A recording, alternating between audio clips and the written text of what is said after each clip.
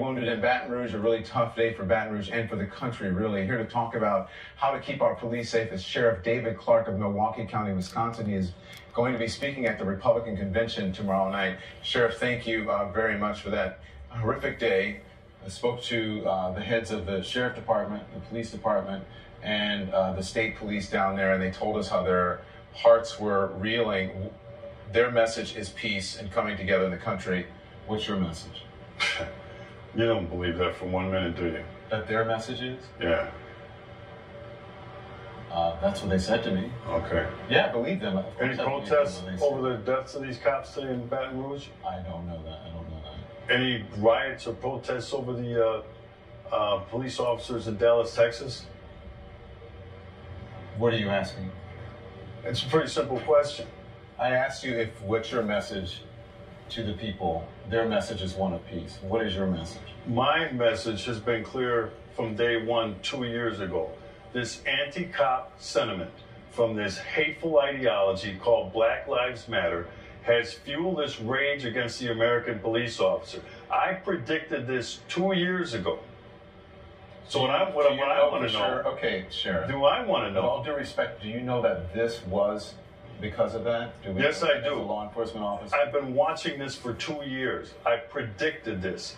This anti-police rhetoric sweeping the country has turned out some hateful things inside of people that are now playing themselves out on the American police officer.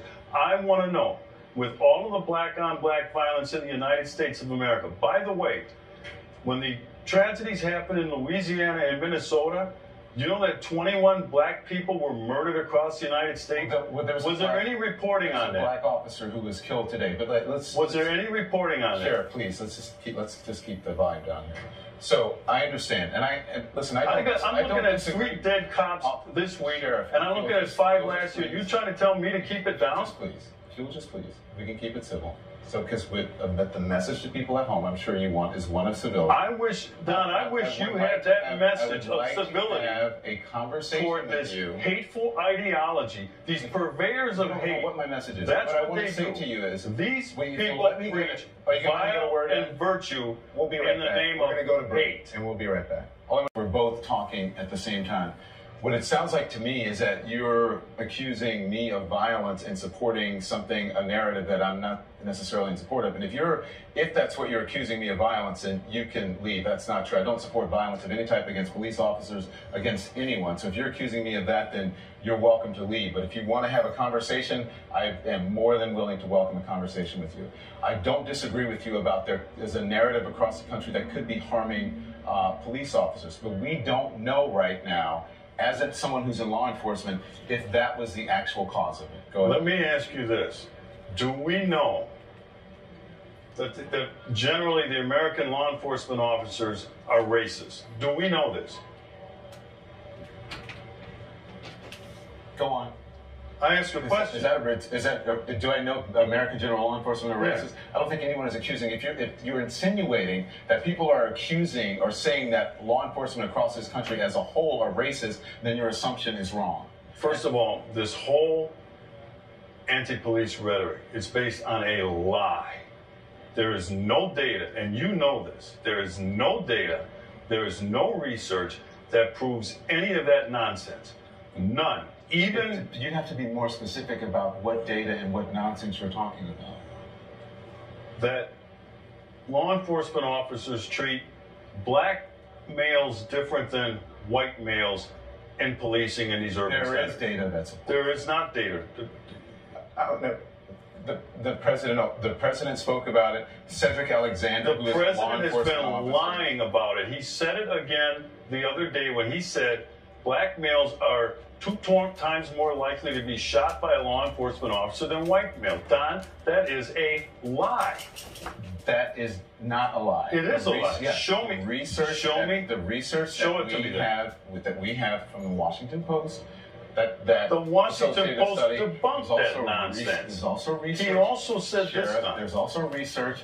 He continues. A Harvard professor that also showed that black people are treated more aggressively by police officers. No, you are other wrong in your interpretation of that Harvard study, because I read the study.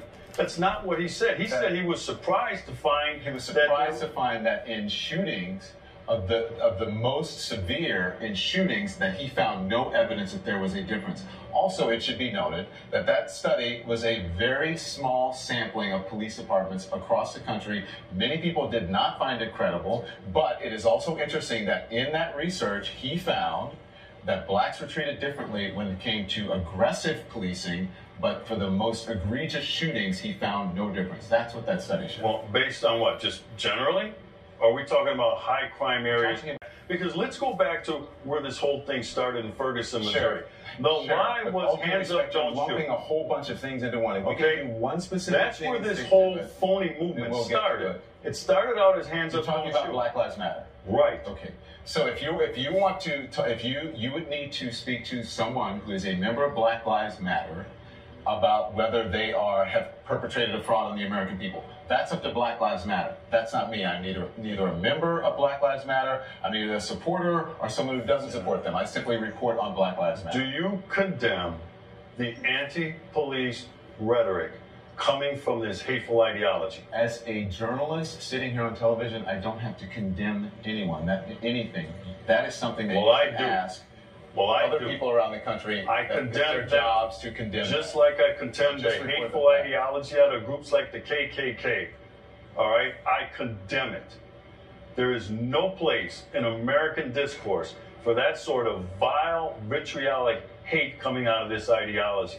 This has fueled and fanned the flames of this anger toward the American police officer. There's only one group in America, one time, that truly cares about the lives of black people in these urban ghettos. And it's the American police officer who goes out there on a daily basis, puts their life on the line to protect who? Black people. So when you say we just want to have a conversation, let's have a conversation about the black on black crime, which kills more black males, which is more of a threat to any black male in the United States than a law enforcement officer. Sure. Yes, that's a different conversation. We can walk and chew gum at the same time. There's an issue when it comes to violence. Black on black crime, it's crime.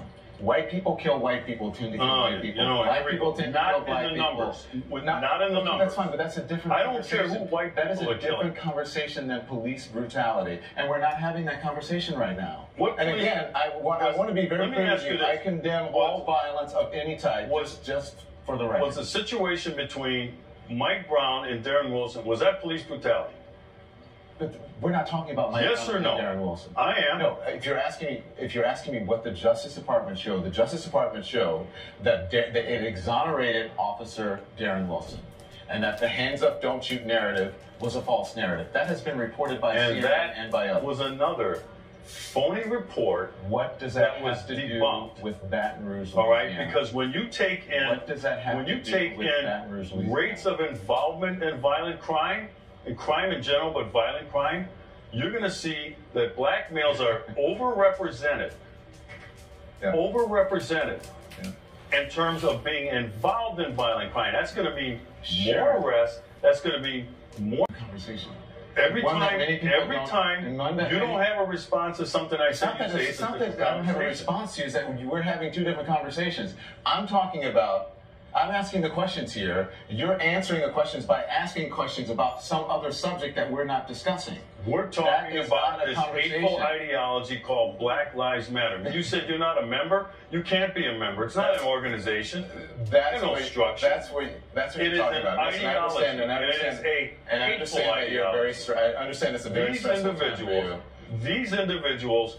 And Sheriff, we appreciate you coming on. They preach vile and vitriol in the name of virtue. Thank you, Sheriff. We appreciate it.